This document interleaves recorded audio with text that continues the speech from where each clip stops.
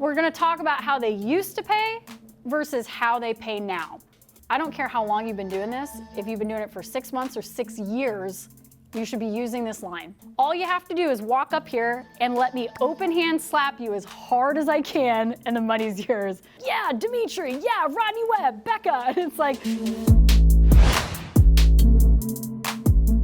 for those of you who may not know me, I'm Becca Switzer, CEO of Roof Sales Mastery and author of Diamonds in the Sky. Just curious how many of you know the Roof Sales Mastery YouTube channel or have read the book. Cool, most of you, that's awesome, very good. Well, for those of you who may not know me, a little bit of context about just kind of how I got into the industry and where I came from. So I actually dropped out of college after my sophomore year at University of Iowa, and I started selling Cutco knives, found out I was really good at sales, and long story very, very short, I got recruited into storm restoration when I was 21. And I did some storm chasing. I also worked for a local company in St. Louis, and I averaged about $160,000 as a new person in sales per month. In this, which for those of you who are not car people, this is not a Ford F-250, nor is it a Lamborghini. My telescoping ladder was a real treat. And after just being in the industry for a couple years, it was painstakingly obvious that there was a dire need for sales training and like organized education in the industry. So I went on to create Roof Sales Mastery, and I transitioned into running Roof Sales Mastery full-time in 2015. So now I offer 6 different turnkey programs and systems for sales training, supplementing, Xactimate, and recruiting, stuff like that. So super jazzed to be talking with you guys today. I'm going to be talking with you about the roof sales opportunity, share with you a little bit about my experience entering the business, and we're also going to give you some legitimate takeaways, like things that you can start using today for sales tips, pitches, stuff like that. I do want to give you all a heads up. Apparently I wrote this and didn't time myself, and it's way longer than an hour, so we have 2 choices. One, I blaze through super fast like I'm really high on cocaine, or we just go over maybe by 10 or 15 minutes. What would you prefer? Blaze through or go over a few minutes? Go over? Okay, great. That makes me feel way more comfortable. So, cool. So let's get started. This is basically what we're going to go over today. So we're going to talk about how insanely awesome the roof sales opportunity really is, risk and sacrifice on the road less traveled. I know what it's like being in sales. The secret to finding motivation, hating on knocking doors and actually acting like it, how to overcome nerves at the door, setting appointments versus on-the-spot inspections, preventing objections with your door pitch, how to close referrals on the spot, how to get adjusters to buy, action-based versus results-based goal executing and goal setting, and then implementation. Which, by the way, I know how frantic it is to try to take notes of these things or like record it on your phone. And so in an effort to not have to make you do that and get rheumatoid arthritis before you leave today, if you want to go ahead and just either text the word slides to this number or scan with your phone that QR code, it'll take you to a page where you can just enter your email right now, and you can get a total copy of my slides and everything on here today. So I'll give you a second to do that. I will have it up at the very end for those of you in the back if you cannot find it with your phone.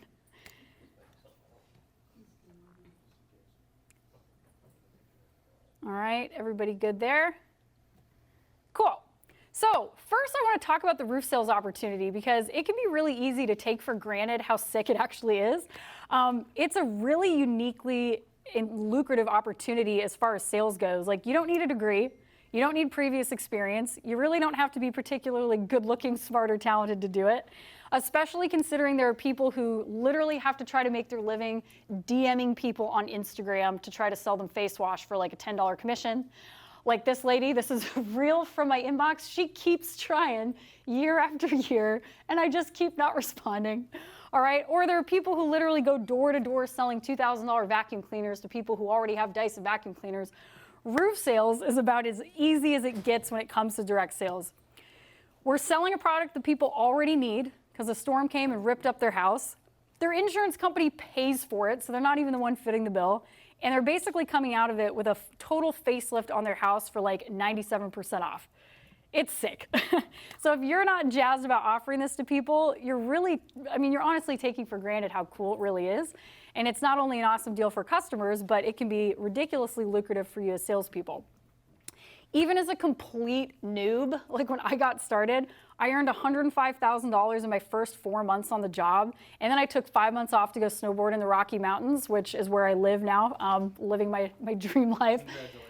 Thank you. Te aprecio mucho. And so, then my next year, I was still brand new, basically. I came back, I worked 8 months, and I took home almost $250,000 as a salesperson.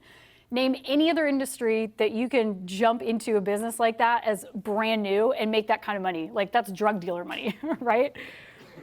So roof sales really has been the vehicle, like my jumping off point to the personal and financial freedom that I enjoy today. And I share that with you guys because I really want to re-inspire a lot of you about the opportunity. Like if you're a salesperson, you're feeling any burnout or frustration, or maybe you're a business owner in this room and it's like, man, how do I get my people to stay excited about this opportunity? You kind of have to remind them sometimes, like this is about as good as it gets as far as direct sales goes. So I want to be able to kind of gas you up for next year, make 2021 your best year ever, and also just give you some things you can actually take away from today and begin using in your business yourself. So let's talk about risk and sacrifice. This is like, even though it sounds like I didn't just spring right into prosperity right off the bat when I got into this business. There was a pretty brutal learning curve, and I actually had to give up a lot of stuff in my life, like a lot of personal sacrifice at that time. Basically what happened to me was the guy who recruited us from Cutco, me and my former husband, he was the VP for the second largest storm restoration company at the time in the country. And he was breaking off to start his own company, headhunting Cutco people, because Cutco people are great salespeople. And he's like, you guys can make so much money. Like, it's stupid. He told us it's like shooting fish in a barrel. He was showing us like $20,000 commission checks. And he's like, you guys are just going to crush it. Like, coming from Cutco, it's going to be so easy. So I essentially sold every single thing that I owned, like reduced my entire life into a couple of Rubbermaid containers, left everything and every single person that I knew behind. I traveled 2,000 miles or more across the country to go to Connecticut was my first storm location. And then I was in Pennsylvania for a couple years. And this was all with like zero guarantee that it was even gonna work. Just some dude super jazzed, like telling me that it would. And so we show up to my first storm and my manager is like, clearly running on like fumes and like cigarettes and Red Bull and like 3 hours of sleep. And he's like, yeah, like just, all right, ride around with Chris here for a couple days and just like listen to him and then you'll catch on. And it's basically a numbers game. And I was like, what? Like what? And by the way, I showed up to this storm 4 months late. So like for those of you who email me and you're like, I think I'm too late to go to the storm. What do you think? It happened like 3 weeks ago. I was 4 months late, a whole quarter or a third of the year I was late to the storm. All the neighborhoods were completely picked over. Like there were just signs in almost every single yard. My manager took me on one very questionable inspection. He was circling stuff and I was like, yeah, pretty sure that's bird shit, but okay. Damage was pretty minimal. First adjuster meeting got denied. So like everything was just not exactly going my way. He essentially, after that, was like, here's a stack of contracts, like knock 100 doors a day and you'll figure it out. It's a numbers game. And I was not very comfortable with this, but I didn't have a backup plan. Like I had sold all my stuff. I came out here and I'm like, okay, Becca, you're gonna have to figure this out. Like show up in the neighborhood. So I just kind of had to figure things out. And I just thought it was so crazy. So you think about any other job where somebody says you're going to make 6 figures, they don't have you just show up and they're like, okay, good luck, throw you to the wolves.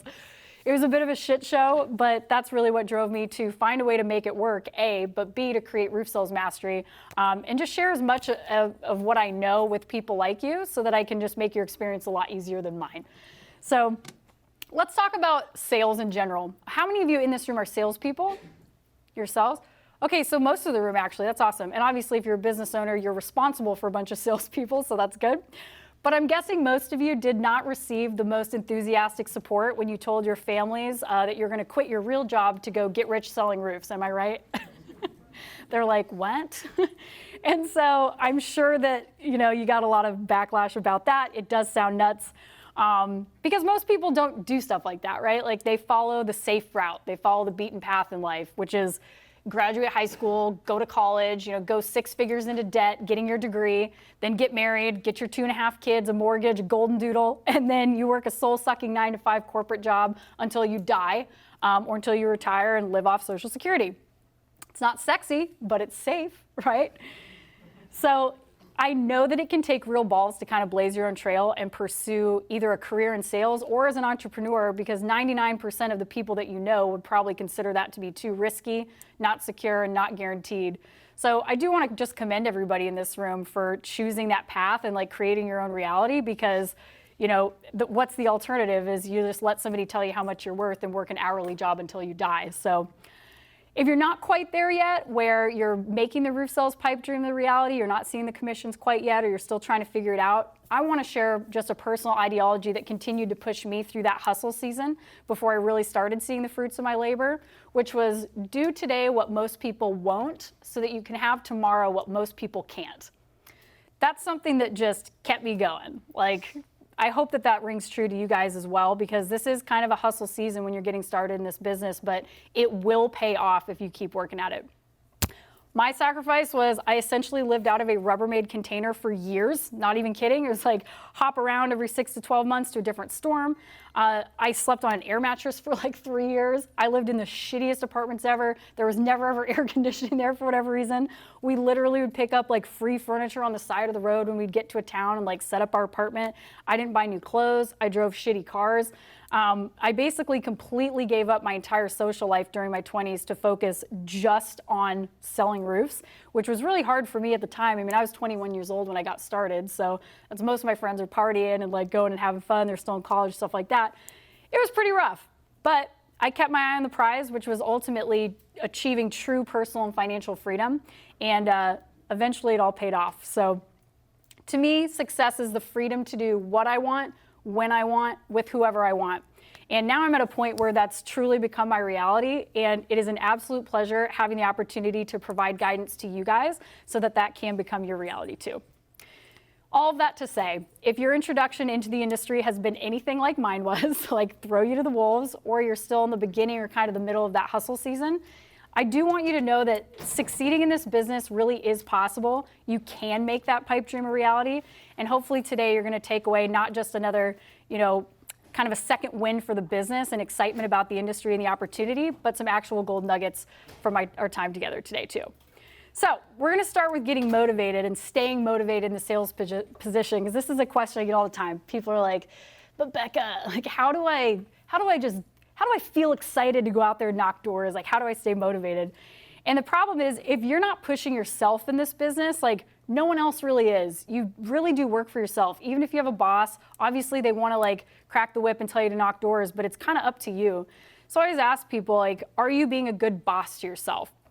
The best and the worst part about being in sales is that you're your own boss, and it's two sides of the same coin here. It's awesome because it allows you to manage your own schedule. You have a lot of freedom and flexibility, but the same perks present challenges when it comes to staying motivated, holding yourself accountable, and managing your own time. So, are you being a good boss to yourself? Like, if you don't show up to work and you work in a clock in, clock out job, what happens? They fire your ass, right? But like, if you're just like, I just would rather watch Modern Family all day.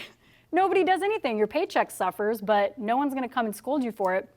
So, are you letting yourself off the hook when you don't feel like knocking doors or tackling your paperwork?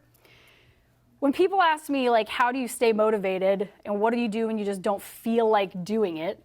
Here's what I always say. Motivation is not something that you like find or you keep or you cultivate, okay? It's just a feeling. And what we know about feelings is that they come and go like the wind. Like they're here, they're there, you can't predict them, you can't really control them. You just feel like something or you don't. I very rarely feel like paying bills or vacuuming or exercising. You know, there's a million things I'd rather do, like watch Bridesmaids for the 90th time or take more pictures of my dog. But what you have to do is just choose to take action, right? So it's all about choosing to take action steps instead of waiting to feel motivated. And what I know about this is that action will create that emotion. It's not the other way around. You don't wait for the emotion to come to then take action. You take action and then watch the emotion follow. How many of you in here work out? Ever? Okay? And how many of you sometimes just don't fucking want to do it? Right? But then you start anyway, and then once you start and you get going, you're like, damn, I feel good, right?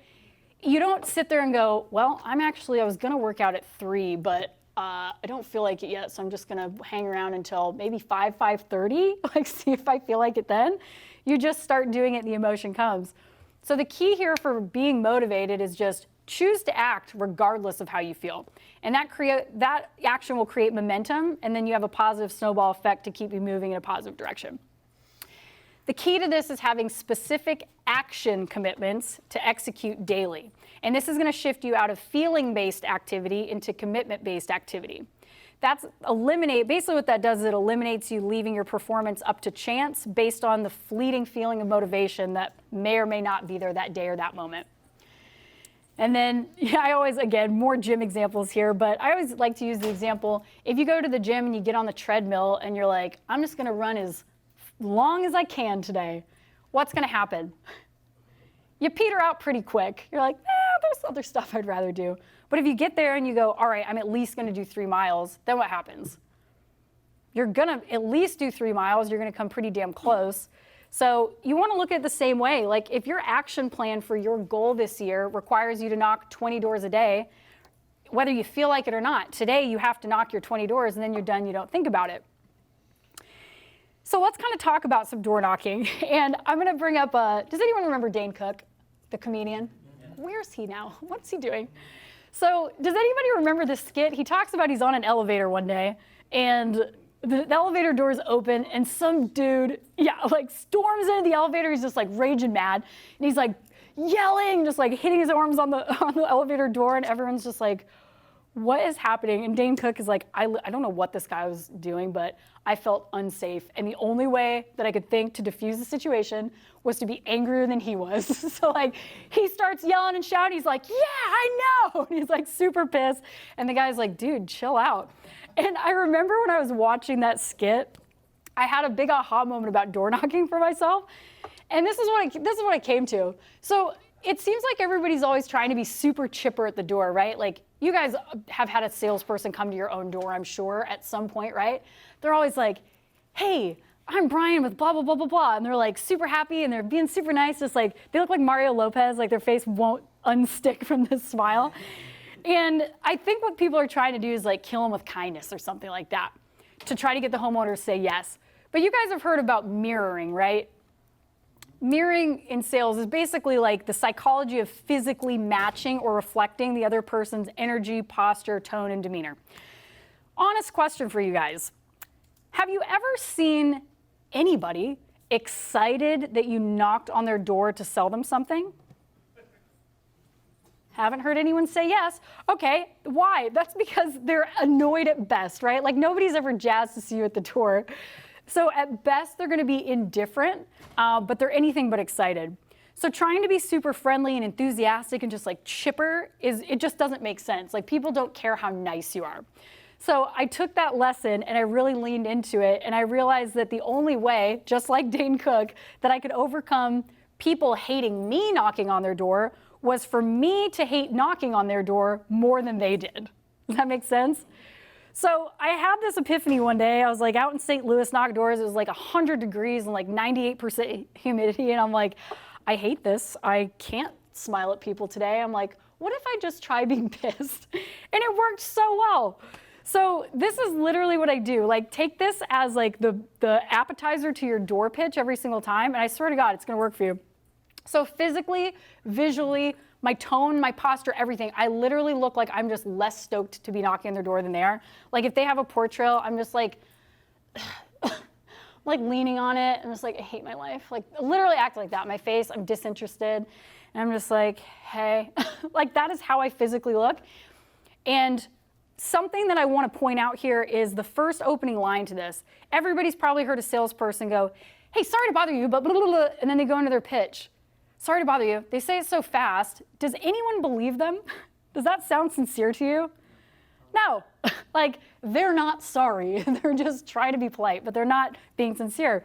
So when you say it, I want you to mean it and act like it, and then watch how much more receptive people are to you. So here's how it sounds. Like, first of all, slow way down, okay? And this goes against everything else. Everyone's always like, you only have like 3 seconds, so just get to the point. That's not what I do. I do the complete opposite. So here I am, like ass sweat, just tired, like not enthused, standing there. They answer, and I'm like, hey, I'm really sorry to bother you. Like, I seriously hate knocking on people's doors. But do you guys happen to know blah, blah, blah? And then I go into the pitch. Would you believe me if I said it like that? Like, I'm really, really sorry to do this. Like, I hate to knock on people's doors, right? That's what you have to do. Like, mean it. And by the way, it's a lot easier because you're being sincere. I'm guessing most of you are not freaks who are just like, I love doing this. Like, I love knocking your door, okay? So we'll go into a pitch later, but that's kind of the precursor for all of them. So just always think about that. Next, I want to talk about overcoming nerves at the door. So be honest, who in this room still like kind of can't get over like the nervousness? Okay, at least a few people. And I get a lot, okay, so a lot more, me, right? I get a lot of emails where people are like, Becca, I keep studying the pitches and all that. I'm having the hardest time overcoming the nerves. Like, it doesn't seem to matter what I do. I still don't feel totally confident. Like, I get the butterflies. I stutter over my words. So here's my best advice. And this honestly helped me a ton. You need to reframe the entire approach in your mind. So instead of approaching the door as a salesperson, like, okay, I got to get in there and say all the right things and then get them to say yes. Instead, what would it look, sound, and feel like if, just imagine, you have like a neon vest on and a hard hat, and let's pretend for a moment that you guys you work for the city, you're like a construction worker or something like that, and a tree fell on some power lines and this whole neighborhood's affected by it, and you have to go and knock on the door and let people know, hey, something's going on with the power lines, your house has been affected. I'm gonna come back again here in a little bit after we do a little bit of work out here, and I gotta check a couple things. Do you mind if I stop by between 4 and 5? And they're just like, yeah, I guess, right? Imagine yourselves right now doing that. Do you feel nervous, like just letting them know, hey, sorry, a tree fell, I gotta do this? Does anyone feel nervous? You shouldn't. You're doing the same thing. Like when you knock on someone's door and you go, hey, it's like really sorry to bother you. You know that huge hailstorm we had in April? Well, surprisingly, there's quite a bit of damage, and there's damage on a bunch of the neighbors' houses over here. We gotta come back and do some inspections at like 4 and 5 o'clock here today for this street. So I'm gonna pop by in like 45 minutes. Is that cool? Or tomorrow or whatever. And then people are just like, oh, okay. So use that. Like, and if you wanna wear a vest and a hard hat, be my guest. In fact, last time I gave this talk a couple hours ago and someone was like, we're doing that. It works really well. Does anybody do that in here? Put on a vest or like a lanyard? I would really challenge everybody to try it because for some reason people are just like, oh, I guess they're supposed to be here. Like that's what you want to shift into is like, oh, I guess this guy's like supposed to be here. So use that approach. That changes everything. In a sales meeting actually that sticks out in my mind, I'll never forget it. So I was working in Pennsylvania and my manager one day at a sales meeting, he like stood up at the front of the room and he had $500 in his hand, cash. And he's like, who in this room wants this $500? Everyone obviously puts their hands up. And he's like, cool, all you have to do is walk up here and let me open hand slap you as hard as I can and the money's yours. Who still wants it? And like everybody except one person kept their hand up. They're like, yeah, I'll do it. And he goes, okay, that's really interesting because I'm asking you guys to go knock doors, and every single time you knock a door, that could put $1,000 in your pocket and nobody hits you. I'm offering you half as much to throw my 240-pound backed, like open hand slap across your face, and you're totally down. So I always took that with me because it's like, dude, get over your nerves. Nobody's gonna punch you in the face. And like the upside is you can make $1,000 or $2,000. So worst thing that's gonna happen is Mrs. Jones is just gonna be like, no thanks, get off my lawn, I'm gonna call the cops. And you go, okay, deuces, and like walk away. Like that's not so bad, don't take it so personally. So let's talk about setting appointments versus on-the-spot inspections. Now, this is what I teach. This is probably one of the most controversial sales teachings that I have, and every single time somebody hears me say this, they're like, what? No way. Like, you're telling me, Becca, if you get somebody to answer the door, they're home, you're not trying to get on the roof right now, you're crazy. And the objection is usually, if you don't get on the roof right this second, then and there, somebody else is gonna come by and snag it. So seize it right now. And does that maybe happen sometimes? Maybe once in a while? But here's what I know, and I have thousands of members that are in my programs that follow this method now, and we know that it works, and here's why. Let's look into this really quick. let's say that you're trying to go up and get on the roof right now. You knock on their door. First and foremost, you're offering them a yes or no question. Can I get on your roof right now? Isn't that like the first cardinal sin in sales is you never ask a yes or no question? So you might get a no, but that's actually no, not right now, okay? But you're not giving them any other option, all right? And then what are the odds that they can just drop every single thing they're doing right now to sit down with you for 30 minutes, right? Like you caught them at home and they're probably changing a diaper or trying to get ready to go to soccer practice, or they're in a fight with their husband, or Lord knows what's going on, okay? So the second thing is there's really no chance to build significant rapport there. So picture this. You knock on their door, they open it. This is the first time they've ever seen you in their life. And then you're like, hey, can I get on your roof? And they're like, yeah, okay. You go up there, 10 minutes later you come down, you're putting a contract in their face and ask them to sign.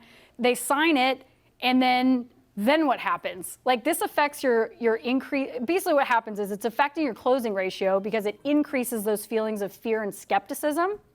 But then the other problem is it negatively affects the contract retention. So I kind of skipped ahead there on myself, but if they sign and then you disappear, they're like, what just happened? Some Tasmanian devil like showed up at my house, got on my roof, I signed something and left, and then they're like, what did I just do?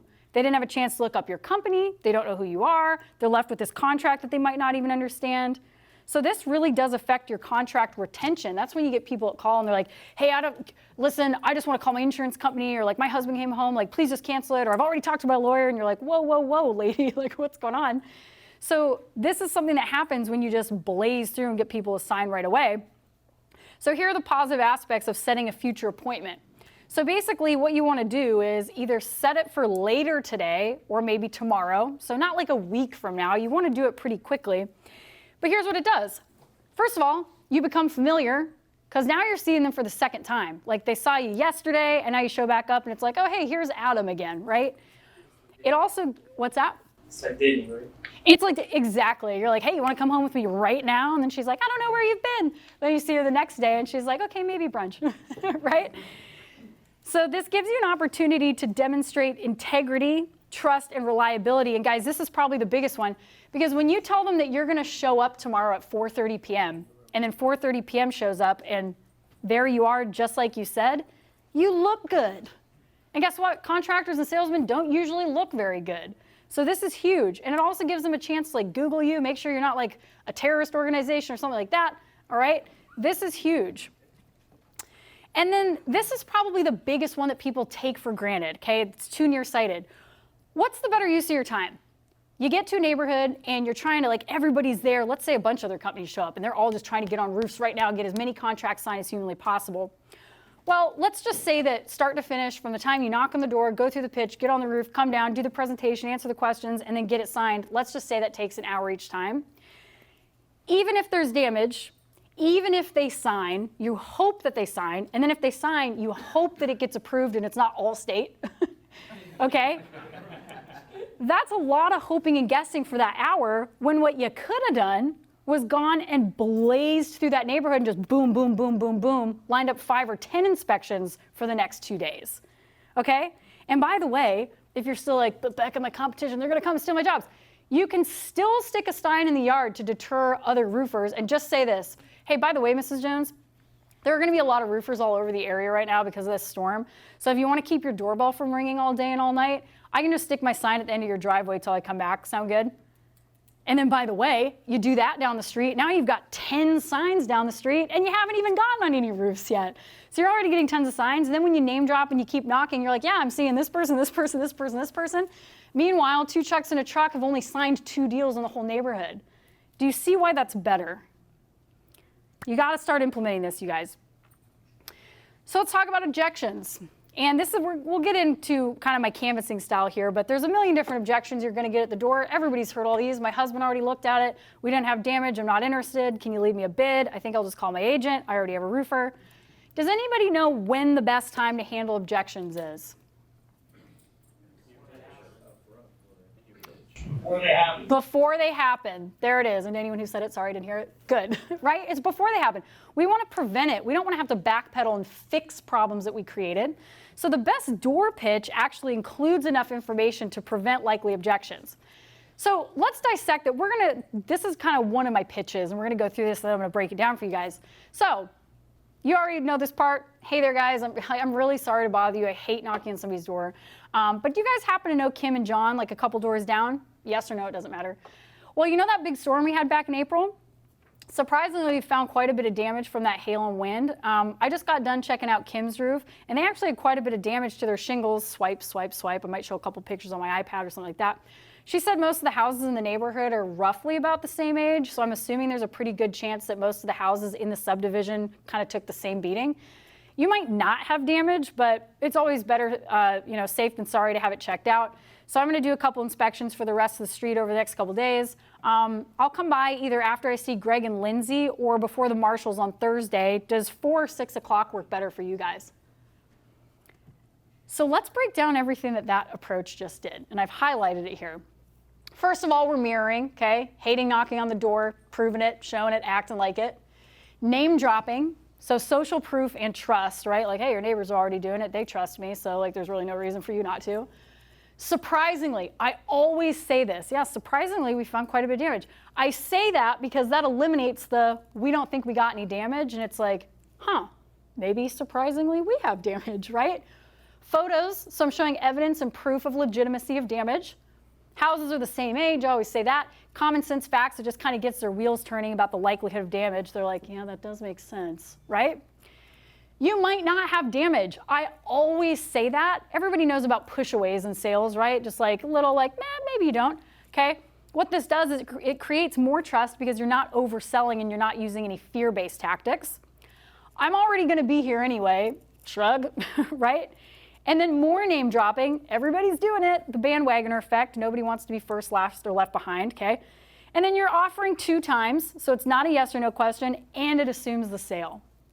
Look at everything we just achieved with that approach. Most people's door pitch is so short, it's just leaving it open to be like, objection, objection, objection, objection. And this might feel a little long-winded to you guys, but I'll tell you what happens when I use this approach.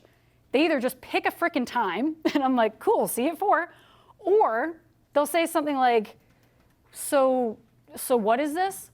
And I love that, because what they're doing is they're not saying no, they're just asking me for more information. And then I'm like, yeah, not a huge deal. That storm actually caused quite a bit of damage in the neighborhood. Basically what I do is I just hop up there, I take some pictures. If you don't have any damage, I just let you know. Like, I don't sell roofs, like I just do insurance claims. So if there's nothing up there, I'll just let you know, like, you're good, no worries. If you do have damage, just like the Johnsons, I'll come down, show you pictures, and then let you know what to do to take care of it. So does 4 or 6 work better on Thursday? And they're like, okay. Does that make sense? Does any of that even sound salesy? Right? It's a service, it's the PSA, okay? Referrals, moving around. Again, I know I'm blazing through, but I didn't time my presentation, it was way too long. So how to close cheap and easy referrals on the spot. So unless you're Ben Menchaca or you're a complete masochist, I'm guessing that knocking doors is not your favorite part of the job, but alas, it's a necessary evil. Here's what I learned was, if you front load your canvassing efforts in the beginning of the year, your current customer list is an absolute goldmine of warm leads. Like, you can eliminate door knocking. So imagine this. What would it look like right now if you only got maybe even just 1 or 2 leads from each of your existing customers? If you even only have 5 customers today that you can call and get 2 referrals from each, that's 10 people. And then if you get 2 from each of those, that's 20 more people. Like, why aren't we doing this, right? And this is all without touching a single door. How many of you have 5 customers right now in your area? Raise your hand. Like, if you don't have 5 yet, maybe quit your job because you're in the wrong business, okay? Like, 5, not that hard. Even if you only have 2 customers and you get 2 from each, that's 4, okay? So the problem is, salespeople are either far too passive about asking for referrals, or they're relying on the future promise of a referral bonus to motivate their customers into sending them referrals later. So this means you're either leaving a few business cards behind and saying, hey, by the way, Mrs. Jones, if you hear of anybody that needs a roof, please give them my number, okay? And your customers probably enthusiastically say, yeah, of course, no problem. You've been the best, Becca, right? But then guess what? Business cards get put in the back pocket goes to the washing machine. Or they're like, yeah, and they get stuffed in a junk drawer, and then they get shoved back there with the Bed Bath & Beyond coupons, never to be seen again. people mean well, but that approach is just far too passive. Or you're presenting what you feel is a very juicy and highly motivating incentive to bring you leads later by saying, hey, Mrs. Jones, by the way, for every referral you send my way in the future, we offer a $250 cash bonus. And they're like, sick, cool. That means if I send you 4 people, it's $1,000. But then guess what? Life goes on. Mrs. Jones is not like at brunch with her friends talking about you, all right? Like they're talking about kids and freaking homeschooling because of coronavirus and like all this crazy shit that's going on. They're not talking about their roof, okay? So neither of those methods really work. They do sometimes, but they're not scalable, they're not repeatable because you're not closing them. They're too passive. So think about it like this. It's the same way that you don't do an inspection and then you say to your customer, hey, by the way, like you do have damage. If you do decide to file a claim, be sure to call me. I'd love to do your roof. I'll do a good job. And they'll like walk away, right? You get the contract signed then and there. Like you close the deal. Referrals have to be the same. So here's what I learned. People would rather have $15 today than $250 tomorrow. This is true. Sounds crazy, but that's how it works. So I started doing this, and I hope that this is one of the things you take away from this conference. I just started carrying around a little stack of $15 gift cards, and I'd pick 2 spots, like something like Target and Starbucks, or like a Quick Trip gas station, or something like that, or the local grocery store, whatever. And here's what I would do, and this is my pitch, okay? So take a picture of it. So Mrs. Jones, now that everything's done, what did you think of the process? Pretty awesome, right? And they're like, oh yeah, it was great. And you're like, sweet. Well, getting Extreme Makeover Home Edition on your house for like 98% off is pretty sick, right? Like remind them how awesome it was, okay? Be honest, did you have a good experience working with me? And she's like, oh yeah, of course. And you go, cool. Well, would you recommend me to someone who might need my services in the future? Oh yeah, of course, you guys were great. Awesome. I appreciate that. It means a lot to get that feedback. So I got a question for you, Mrs. Jones. What do you like more, Starbucks or Target? And they pick, and you're like, Target, great choice. It's like an adult Disneyland, right? You can't go in there without spending $200 or more. Well, I've got a $15 Target gift card here for you. Hand it to her. She takes it. Half of the transaction's already done. She's already accepted it from you. And you go, if you'd be willing to do me one small favor. I gotta be honest, I truly hate knocking on people's doors and like bothering people. Like I hate doing it. I know I'm helping people out tremendously with what I do, but nobody likes to be bothered when they're trying to eat dinner, like, watch Netflix before they go to bed and all that jazz. So, unfortunately, most people have no idea that they have damage unless we do that to let them know what's going on. So a lot of my customers have been sending me to their parents' house, neighbors, coworkers, and their friends after they realize what a sick deal they're getting on their own home. And I am prioritizing those inspections for my existing customers right now before we have to start pushing people to wait till after winter. This Target gift card is yours if you can write down just 2 people you know in the area who might not have had a free inspection yet. And then I hand them a notebook that has already names and numbers. And by the way, if you don't have any names and numbers yet, make them up. Tim Johnson, phone number. Just make a list, hand her the notebook, and then shut up. And guess what they do? I guess maybe Kathy, I don't know if Bob and Marilyn next door, like they just write them, okay? And by the way, if they do it super quickly and enthusiastically, they're like, yeah, why don't you go and check out Jimmy? There's people like that. If they do it super fast, go, dang, Mrs. Jones, that was almost too easy. Knowing what a cool lady you are, I'm sure you've got even more friends than that. Tell you what, the Starbucks gift card is yours too if you write down 2 more. Hand her the notebook back. And by the way, guys, like some people will literally dump their entire neighborhood directory on you. They'll just get out their phone. They'll give you like their kids' sports rosters, their church directory. And some people aren't going to give you any sometimes, okay? But if you do this every single time, you will get more than enough referrals to eliminate your door knocking. All right, next one. This one's good, guys. If you take, again, nothing else, you've got to get this one here today. So, effectively explaining depreciation to prevent deductible leading objections and bid requests. So, I'm constantly getting this email from people. Becca, how do I get rid of... I can't stop people from asking me to eat their deductible. We live in Texas. You don't get it down here. Like, you just have to eat people's deductibles. It's special, okay? Or like, people just want to get a bid. They just want a cash price. They're not showing me their insurance paperwork, yada, yada, yada, yada. And the problem is, people come to me and ask me how to handle those objections, But again, we want to prevent the objection. And the problem here is you aren't describing and educating the customer on depreciation and how it works effectively. Otherwise, you would never get that objection. Most people are just relying on being like, it's insurance fraud, Mrs. Jones.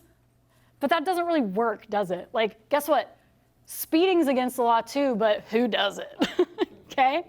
And some other things. All right, so we're not just gonna rely on telling people it's insurance fraud because that's just not enough. So instead what we do is we're gonna use this chart. And this is something that I draw on a piece of paper, just carry your notebook around, and here's how we describe it. You go, so Mrs. Jones, here's the deal. We're gonna kind of show you how insurance companies pay out their claims nowadays. We're gonna talk about how they used to pay versus how they pay now. So what they used to do, Mrs. Jones, is they'd come out and they'd say, yep, you got damage, and we're gonna pay for it, and it's gonna cost $10,000 to replace the whole roof. You've got a $1,000 deductible, and Mrs. Jones, your deductible that's between you and the insurance company. That's the amount that you owe, and then they pay anything above and beyond that. So they're gonna pay you $9,000 because $9,000 plus $1,000 covers the replacement cost of the damages, which is $10,000. And they used to write one big check for $9,000 and say, here you go fix your roof. Unfortunately, what do you think some people did with a big fat check for $9,000? Any guesses? Never did it. New boobs. Okay, new motorcycle, right? Never did the roof at all. Or they find like 2 chucks in a truck and the guy's like, I can do it for $7,000. They're like, sick, I won't pay my deductible, I'll pocket $2,000. That'll go in the boob fund for a later date. And then I get my roof done too. So unfortunately, insurance companies are not jazzed about that. They don't like paying for new tits, and they don't like paying for new home entertainment centers and stuff like that. So they stopped doing it this way. So now, Mrs. Jones, what they do is this. It's the same claim, same $10,000. You still only are responsible to pay your deductible, and they're still willing to pay out $9,000. However, what they do is they separate it into 2 payments. So what they're going to do is they're going to write one check up front called the ACV, which is actual cash value. And let's just say, basically what that is this is what your roof is worth today in its current age. So let's just say it's a 30-year roof, it's 10 years old, it's depreciated by 30%. They're going to give you $6,000 and say, get started. Get a contractor, put a deposit down, get your materials ordered, yada, yada, yada. They're going to withhold $3,000 as depreciation, which is not like a car. Like on a car, if your car is depreciated, you never get that money again. This is recoverable depreciation after the roof is done, okay? So here's how it works. You get the roof done, it's $10,000. They go, cool, thanks, here's your money. If you don't, let's say that you do go get plastic surgery or you do go buy a new motorcycle or whatever. So if you don't get your roof done, you don't have an invoice to send them, they don't owe you that money. And if 2 trucks and a truck comes by and says, well, we'll do it for $7,000, guess what happens? You send in the invoice to the insurance company and go, we did the roof, send the money. And then they go, oh, interesting. Well, looks like it cost $7,000. We already paid you $6,000. You're responsible for your deductible either way. That's $7,000 to cover your roof. Thank you for saving State Farm $3,000. You're our new favorite customer. Okay? So Mrs. Jones, it doesn't save anybody money. Like, there's just no way to save money on an insurance claim nowadays. The only way that there are roofers that go around and say, we'll eat your deductible, what they're doing is they're sending in a fraudulent invoice. And they're basically, on your behalf, sending in false paperwork, saying that they charged an amount that they didn't. That's insurance fraud. I am never going to do that. I don't like jail food. I don't know about you. But so be very wary, like if a roofer comes around and says that, because that's what they're doing, okay? But this is how the process works. So this is part of my sales presentation. This will change your life. I had like 4 people come up to me after my last breakout, and they're like, this thing we got so good at, we know how to write it upside down to the customer now. Like, it changed our life. So this description right here is going to prevent those objections. So soft closing is not closing. This is another one of my favorite topics. Are you a professional presenter or a professional closer? I feel like salespeople too often are tiptoeing around the closing question. Like, they kind of confuse being passive with being nice, and then they also confuse being assertive with being pushy. And so they leave their presentations kind of open-ended, or they kind of just hope for callbacks because the customer liked them. If you're a business owner, because after I gave this talk earlier, I had 2 people come up and they're like, my salespeople do the exact same thing. Be honest, have you ever done a soft close You just too afraid to just drive the knife in at the end, right? I've been there too. Sometimes it happens. You're just like, why am I a pussy? I don't know. But sometimes it happens, right? And you're like, I need to balls up. But then you wonder why customers call you and say, hey, thanks for your help, but my brother-in-law is going to do my roof. That's the result of soft closing. Sales is like flirting, okay? If a guy comes up to me and is being a pushy douchebag, he's never going to get my number. But if he comes up and he's being like super nice and polite, I'm like, yeah, wow, what a nice guy. But he doesn't ask me for my number, I'm not gonna volunteer it up. Like, hey, do you wanna get laid? Like, that's not gonna happen, okay? The key is to be confident, assertive, and ask for what you want directly. Like, ask for it, okay? All of a sudden, everybody started taking notes. How does this work? Good luck, I'm a hard code to crack. All right. So as one of my best friends and right-hand man, Zane Fring, says, when it comes to flirting with women, does she know you have a penis? Okay? Does she know you want her business at the end of this transaction? Okay? Or are you just some friendly, like, good Samaritan that's coming by, gonna help her get her roof approved for no reason at all, and then you're just gonna go on your merry way? Okay? The key here is to be confident about what you're offering and ask for what you want directly with conviction. Being direct and assertive is not the same as being pushy and aggressive, okay? Big distinction there. Nobody likes pushy and aggressive, but nobody responds with action to passivity. You might not piss them off, but they're not gonna give you their money. So if you're confident in the value of what you're offering customers, why wouldn't you enthusiastically and confidently ask them for their business? Like, if you don't sound confident asking them to sign with you, why should they feel confident? They're like, this guy's pretty nervous about asking me to do this. I definitely don't feel good about it. But if you're like, yeah, it's a freaking sick deal, it's awesome, here's what the sign, you just sign here and this is what happens. They're like, okay. So always ask for the order directly. Okay, explaining your service and then just kind of leaving it open-ended and just hoping they'll call you when their adjuster comes out is weak, unnecessary, and ineffective. So here's my actual closing line, all right? And obviously there's a huge 20-minute presentation before this, but here's exactly what I say so that it's not a soft close. So I have my contingency. I'm sure everybody in here is using contingencies. I get down, I go blah, blah, blah, over the fine print, yada, yada, and I get down to where you sign, and I go, so Mr. or Mrs. Jones, a signature here means, and I'm pointing, a signature here means, like I am straight out saying it, okay? Yes, Becca, come out, prepare my claim, measure my roof, take pictures of the damages, put together the estimate, meet with the adjuster, and if you do all that and it gets denied, nothing happens, I'm not on the hook for anything, rip this up and throw it away, it means nothing. If we do get it approved, then we'll all do the work for what the insurance company says that they're gonna pay. Sound fair? Hand them the pen, shut up. Okay? Does that sound pushy? Hell no. It's just like, here's exactly what this is. Very straightforward, okay? And then just be confident. And another thing I have this in red. How many of you get too nervous and you ask for the closing question and then you keep talking? It gets quiet and you're like, how about them bears? Wow, it really is humid out here, huh, Mrs. Jones? Do you have any other questions or like, right? Like, don't do that. You just have to ask and then make them make the next move because sometimes they just sign because it's awkward. But it's okay because you've done a great presentation up to that point. Adjusters. All right, we're speeding right along here. So let's talk about two of my favorite phrases that get adjusters to buy. There's two videos out there, by the way, on YouTube. If you want to look these up on my YouTube channel, Adjusters and the Golden Rule and the Teamwork Approach and Adjuster Negotiations. Actually, this one's in my program. That's not on YouTube, but that one's on YouTube. But this is all really about creating positive interactions with the field adjusters. Unfortunately, I see a lot of people treating the adjuster like the enemy. They go out there, they threaten to pull the ladder, they're demanding the sun, the moon, the stars, they generally act like jackasses. And first of all, this makes all of us look bad. Don't do that. I don't remember the last time like I told someone, hey, you're a big stupid idiot. And they're like, you're right, here's the roof. Like, that doesn't work, okay? Remember that you attract more flies with honey than with vinegar. Keeping in mind that adjusters write our checks, we want to not only be personable and friendly toward them, but I have found that stroking their ego works pretty well in our favor as well. So here are my two favorite tactics. One of them is this, especially when something's kind of marginal or questionable. And I get emails constantly about this. People are like, this works like a charm. Hey, Mr. Adjuster, would you take a look at this over here for me? I just wanted to see what you thought. I noticed it on my initial inspection, and to be honest, I couldn't say with 100% honesty that or 100% certainty that it was hail, but I also couldn't say with 100% certainty that it wasn't.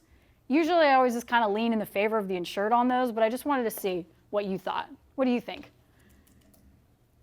I get so many emails where people are like, that works like a charm. In fact, I had a sales call one day. Roofer got on the phone with me and he goes, Becca, we've never talked before, but I owe you like thousands of dollars. So I'm like, what do you mean? And he goes, that line that you taught about adjusters, he's like, I use that constantly. I cannot tell you how many things I've gotten paid for, like I'm ready to give you my money. And I'm like, cool, but this is a free thing, take it. This will get stuff bought all the time, I promise, because you're just kind of putting it like, yeah, you're right. I guess I can't say that it is, but I definitely can't say that it isn't. I guess we probably should lean in favor of the insured. So I get a ton of positive feedback on that. Start using that in all your meetings. And by the way, even if it's not something questionable, if the adjuster's like just kind of not circling a lot of stuff, like I'll just use that line too. Like, hey, I wanted to see what you thought about this. The other one is, hey, Mr. Adjuster, by the way, and I just want to insert this. I don't care how long you've been doing this. If you've been doing it for 6 months or 6 years, you should be using this line. By the way, I'm still a little new at this as far as like properly identifying legitimate hail damage goes. I definitely don't want to be one of those jackasses that's out here like circling lichen and wasting anybody's time. Do you mind showing me what it is you're looking for? Do you guys know what this does? First of all, it forces them to seek out damage. They're like, yeah, let me find a good one. You're like, yeah, why don't you find a good one? All right. And then admit that there's damage. You're like, yeah, okay. And then they show you, like, okay, so like this, what do you think about that? And then so now you guys are just looking for damage and circling shit, okay? And then it gives them also a sense of authority and kind of strokes their ego because you're like, hey, like, can you show me what you know? They love it. You should be doing this on every single one. All right, moving along to focusing on actions instead of results. This is going to be about goal setting and goal execution here. Picture yourself, it's the beginning of 2021. You're like, Jesus God, please let this be a better year than last year. You've got a sales goal of $1 million. You're starting at ground zero. That seems like a big number, okay? And again, this is whatever your goal is going to be, but it can be intimidating to get started because like 0 to 1 million, that's going to take a while. And most people kind of start out their year with a lot of enthusiasm and they're like, yeah, let's go, fresh off the conference. But then the goal seems to be impossibly distant, the year wears on, and you end up just kind of not feeling so inspired and motivated about it. Kind of like if you have to lose 50 pounds and you're just like, 50 pounds, holy shit. And then you get on the scale after a week of working hard and it says you lost 0.5 pounds and you're like, ugh, okay?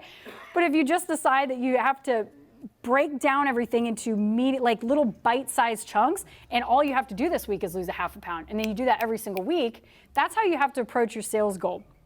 This can easily be done if you actually track your own personal performance stats such as your closing ratio at the door, kitchen table, yada, yada, yada. So here's an example. Let's say you want to earn $150,000 this year and you have an average commission of $1,200, which by the way, this is going to require you guys to actually track your numbers and be honest with them. Do you guys know your stats? Be honest.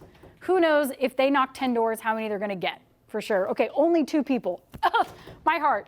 All right, this is something you have to start tracking. Just keep it on your phone. Keep a log. Like, okay, when I knock 10 doors, I got this many, and then you average it out. Same with your closing, okay? So let's just say your average job size is $12,000. You got a 10% commission. This means that to hit your goal, you need 125 deals for the year or $1.5 million in sales. Probably got to throw a hotel in there, okay? So there are 52 weeks in a year. Let's just call it 50 working weeks, which is 2.5 deals per week. 2.5. That's not that hard, is it? Okay. That doesn't seem like, if you look at 125 deals versus 2.5 per week, 2.5 per week, not that hard. So how do we get to 125 deals for the year? Or more simply, how do we get to 2.5 deals for the week? If you know that for every 10 doors you knock, you line up 1 inspection, then you know you have a 10% door close ratio. If for every 10 inspections you line up, you complete 7 of them. Let's say that accounts for no-shows, cancellations, stuff like that. Out of every 7 you complete, on average, let's say you're signing 5 of those, so you've got a 71% closing ratio. and let's say 4 out of 5 get approved, so an 80% approval rate, because Allstate, all right? So that means from inspections set to cap out, you can conservatively count on a 40% kept rate. So you take that 125 deals kept divided by the 40% kept rate. That means that you only need to set 313 appointments for the whole year. So take 6.3 times 10 doors. That's only 63 doors a week based on those stats. Maybe you're worse at door knocking. Maybe it's going to be 126 doors per week, okay? But you could break that down into knocking just 21 doors a day for 3 days a week. Like, that's less than an hour each time, instead of just going out and being like, gotta knock doors all day today, okay? Now all you have to do is focus on doing that, and then you can just trust that the averages are going to work themselves out if you're honest with your numbers. And then once your 63 doors are hit, relax, chill out. This makes it easily executable in bite-sized pieces. So take a picture of this here, like generate your action plan for 2021. I honestly hope you guys do this because it will just free up all the mental space and like the stress for hitting your goal. All you have to figure out is what's my average job size and commission, the success rate at the door, out of your appointments set, how many do you end up completing? Out of those completed, how many get signed, how many get approved, and then how many actually get built and collected. As they always say, if you aim for nothing, you'll hit it every time. Okay, so having that plan just makes it super easy. And again, what we talked about earlier, when you don't feel motivated or inspired, it doesn't matter. You just know what numbers you have to hit, and then you go home. So 3-part goal setting. I used to feel weirdly resistant to setting a goal. In Cutco days, they'd be like, what's your goal for the push contest? And I'd be like, I don't know. I didn't want to like set something so high that like I'd disappoint myself if I didn't hit it, but at the same time, I didn't want to like undershoot. And so what I found that worked for me was setting a 3-part goal. Must, could, and should. So this is what this looks like. Must is, if you do not hit this number, you will quit and go manage an Applebee's because you suck. Like, I shouldn't be in this industry. I'm the worst, okay? Should, this is like your healthy target. Like, there's really no reason I shouldn't hit this number. I'm totally capable of this. This is my real goal. And then your could, this is like the big, scary, audacious goal that scares the shit out of you. But if you busted your ass, everything went right, and you did get that big hotel, you could hit that number. Like, it could happen, okay? This one should make you kind of like sweaty in the palms. So this might look like for you, for example, this year I have to do 750. If I don't do 750, like I'm totally ashamed of myself. I'm gonna go work at Kinko's. I really should do $1 million. There's no reason I shouldn't. That's only 2 deals per week. Could is 1.3 million. And if I hit that number, I'm gonna buy myself a new truck. And don't be afraid to set a crazy goal. As the saying goes, shoot for the moon and you'll land amongst the stars. And I'm pretty sure Ralph Waldo Emerson added, shoot for the stars and you'll land in Gary, Indiana. I'm not sure on that. So implementation. Guys, I know that events like these are like, they're great, but they also result in what I always refer to as the motivational hangover. Like you're here and you're like, yeah, Dimitri, yeah, Rodney Webb, Becca. And it's like, you feel super jazzed. You're like, I'm gonna go and sell $10 million next year. It's gonna be great. I'm gonna be #1 in my office. You're here, you're excited, you're listening to talks, you're taking notes, and then you get home and it's like, real life hits and the inspiration kind of wears off and you're just like getting back to things and kind of that just old energy sort of wears back on you. So the other thing that happens is like, this is what happens to me usually, paralysis by overanalysis. There's so many things that I learned that I'm like, I don't know what to do. So then I do nothing. So to avoid that from happening, because I've gone to a lot of conferences to learn internet marketing and Facebook marketing and stuff like that, I know it can be really overwhelming to absorb, retain, and apply that information. So here's my advice to you. Pick 2 things, and even pick 1. That's better than nothing. Pick 2 things to actually do or to master from this whole conference, whether it's Rodney's talk, Mike's, you go to Sam Taggart. Pick 2 things to actually implement from the entire weekend. Don't even worry about the rest of it, and just do that. That's like the easiest way, like whatever really gets a fire in your belly, like go and do those things. That might be the referral approach, okay? It might be just breaking down your action plan for the year, but do that, make it executable. All of this to say, as far as the sales talk goes, here's the good news, folks. As our Jehovah's Witness friends have to say, the good news is roof sales is not rocket science, okay? It's really not. It's not that hard, it's simple. And you've probably heard me say this on a video before, but this is my favorite analogy to use. Roof sales is simple in the same way that baking a cake is simple. Anybody know what goes into a cake in this room? I know you're roof salesmen, but shout some things out. Who knows? Flour? Sugar. Eggs? Baking soda. Baking soda? I thought you said bacon. I was like, okay, I'll try it. Sugar? Okay. What's that? Water? Maybe? I don't think. Yes, you're right. There's water. Milk? Okay. So you guys, sounds like you guys have it figured out. Let's start a bakery, actually. You guys sound like you know what's going on. How about we shift gears and you guys pretty much have it figured out. Let's go ahead and I need you to make 20 of these a day. Off the top of your head, sounds like you guys know what's up. And that's how we're gonna make our living right now. What's gonna happen? You guys generally know bits and pieces, but if I don't give you a recipe, like, it doesn't matter if you know what goes in the cake, you don't know how to put a cake together. Agreed? All right? It's a science experiment gone wrong at best. But it's not because baking a cake is hard. It's because, you know, that I always like to say, the phrase is, it's a piece of cake. That's for a reason. Like, it's really not that hard. There's like 5 ingredients. 5th graders make cakes, okay? But you just need a recipe to follow. So any 5th grader or knucklehead with 2 brain cells to rub together can make a cake if they have a recipe. But without a recipe, it feels like level 2 college chemistry, okay? Roof sales is the same. You don't have to be particularly talented, educated, or experienced to make good money in this business. And there are plenty of people out there making decent money, just kind of stumbling around shooting in the dark. But what would it look like if you were like really scary good at it? Really good at door knocking, really good at objection handling, super good at closing. There are 2 ways to go about getting bigger results in anything really, but in this business, it's the shotgun or the sniper rifle approach. Is sales technically a numbers game? Sure, but would you rather have to spray thousands of bullets blindfolded, just hoping to get lucky every now and again, like playing the numbers game? Or would you rather just be so skilled, and I apparently put the picture over the words, would you rather be so skilled that you can just step out into the wilderness, shoot once, hit your target, and go home for the day? If you went out and just got one signed and then went home and you did that every day, you'd sell millions of dollars.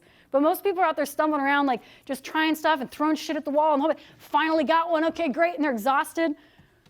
You can either work more hours, knock more doors, do more inspections, and generally trade more of your time for money. Or you can improve your results at the door, increase your closing ratio, maximize your referrals so that when you shoot, you score. And you don't have to knock 100 doors to line up 2 or 3 appointments. You can knock 20 or 30 to get 2 or 3 appointments and go home. Remember that this is not a salary job, all right? You're not getting paid for the hours that you put in. You get paid for the deals, all right? So if it takes you 10 hours to get one deal or if it takes you 2 hours, that's up to you. Here's how I always looked at it, is what's the point of earning a 6-figure income if you have to kill yourself doing it? I'd rather go work at Home Depot and just like scan things all day, right? Like if you're putting in that much sweat equity. But the sharper your sales skills are, the less sweat equity and time you have to put in to get the results that you're after. Literally, and I stand by this, literally anybody can succeed in roof sales with the recipe. If I had the word-for-word scripts like I share with you guys here today, like all the stuff that I teach, I easily, during those early years, I would have doubled my income, like no shit. Because I was just like, does this work? Like, does this work? Okay, and I busted my ass doing it. Unfortunately for me, that did not exist, and I had to waste a ton of time on trial and error. But that's why I'm so passionate about sharing my roof sales knowledge with you guys today through my programs with Roof Sales Mastery, because how I look at it is I'm not just giving you a recipe, like I'm giving you a box of cake mix and I go, Betty Crocker's already figured it out, okay? Here's what works, use it, take it, and it's gonna work for you too. This has been really just the very tip of the iceberg. Obviously, you know, we're only together for an hour here, and I'm trying to give you as many gold nuggets as humanly possible as far as dialing in your sales game goes. And I do not want anybody to leave with information blue balls today. So I'm going to leave this up here for you. And like I said, I don't have anything to sell here today. I'm not selling anything at the conference. However, if you scan this code before you leave and you enter your email in there, you're not only going to get a copy of all my slides and the scripts included today, but you also get a coupon code for 10% off to enroll in the sales training programs if you so choose to jump on board with me. But it's been an absolute pleasure, everybody. Thank you so much for staying. I know it went longer than an hour, but love you all. You're beautiful. I'll see you on the next one.